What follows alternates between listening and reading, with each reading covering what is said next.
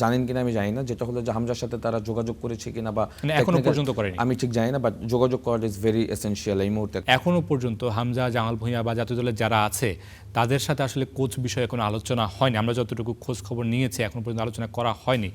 আপনি as a footballer হিসেবে আপনি যেটা একটু আগে বলছিলেন যে কোচ চলে আসতো, আপনারা জানতেন, আসার পরে জানতেন যে আসলে এই কোচ আসছে। হামজা যে লেভেলে খেলেন, হামজাদের সাথে কি একটু আলোচনা করা যায় কিনা, বা আলোচনা করলে সেটা বাংলাদেশের ফুটবলের জন্য ভালো হবে কিনা? দেখেন, এখানে সব প্লেয়ারের ইনভলভমেন্ট থাকাটা জরুরি না কোচ নিয়োগের বেলায়, but Hamza is very special. হ্যাঁ, আমাদের এখন ইন্টারন্যাশনাল যে হাইপ তৈরি হয়েছে ডেফিনেটলি হামজার জন্য হয়েছে। হ্যাঁ, এবং এই যে আমরা হাই প্রোফাইল কোচ খুঁজছি, আমরা একজন ভালো কোচ খুঁজছি, ডেফিনেটলি হামজা, সমিত সোম বা জায়ানদের মতো প্লেয়াররা, ট্যালেন্টেড প্লেয়ার আছে দেখেই কিন্তু আমরা একজন ভালো কোচ খুঁজছি, যাদেরকে কিনা একটা প্লেয়িং স্টাইল, একটা দুর্দান্ত একটা দল হিসেবে পরিণত করবে। এটাই তো আমাদের সব থেকে বড় চাওয়া, যে একটা আমরা সামনে সাফ ফুটবল রয়েছে, সেটা যদি চ্যাম্পিয়ন হতে পারি, সান মেরিনের সাথে একটা ফ্রেন্ডলি গেম আছে, সেখানে যেন আমরা ভালো করতে পারি। এখানে স্পেশালি হামজার মতামতটা আমি মনে করি যে খুবই গুরুত্বপূর্ণ। তার সাথে কনসার্ন করতে পারে, তারও হয়তো চয়েস থাকতে পারে, এবং আপনি যে প্রোফাইলের কোচদের কথা বলছেন তারও জানাশোনা থাকতে পারে, সে হয়তো এদের ব্যাপারে তার ধারণা থাকতে পারে। সুতরাং হামজাকে ইনভলভ করাটা আমি বলবো যে এটা নর্মাল প্রসেস, এবং আমি মনে করি এটা আরও ভালো হবে, কারণ হি নোজ এভরিথিং, এবং সে যে লেভেলে ফুটবল খেলছে তার কাছে অনেক ধারণা রয়েছে। সুতরাং সেই জায়গা থেকে আমি বলবো যে হামজার মতামত নেওয়াটা খুব জরুরি। যতটুকু শুনছি আগামীকালে একটা শর্ট লিস্ট 22 জনের হয়তো বা দিবে, তার আগে কি হামজার সাথে আলোচনা করলে ভালো হতো না?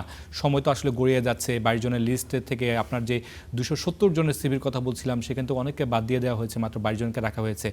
আগে থেকে কি হামজার সাথে আরেকটু আগে কনসার্ন করলে ভালো হতো কিনা?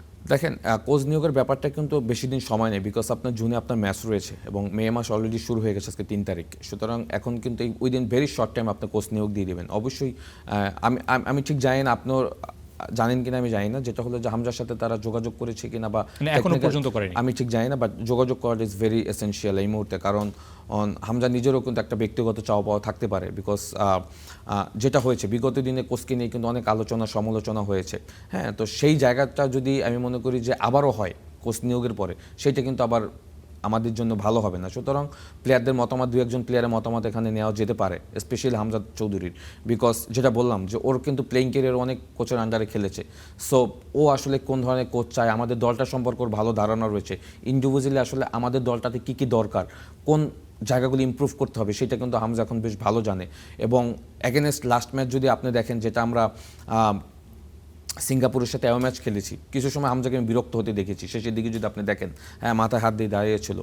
সুতরাং প্লেয়ারদের উপরেও কিন্তু প্লেয়ারদের কোয়ালিটিটাও কিন্তু সে এখন জানে। সুতরাং এই প্লেয়ারদের কোয়ালিটির উপরে বেস করে আসলে আমাদের কোন ধরনের একজন কোচ দরকার, সেটা হামজা ডেফিনেটলি বলতে পারবে। সুতরাং এটা আমি মনে করি যে বাংলাদেশ ফুটবল ফেডারেশনের হামজার সাথে কিছু হলেও কনসার্ন করা উচিত।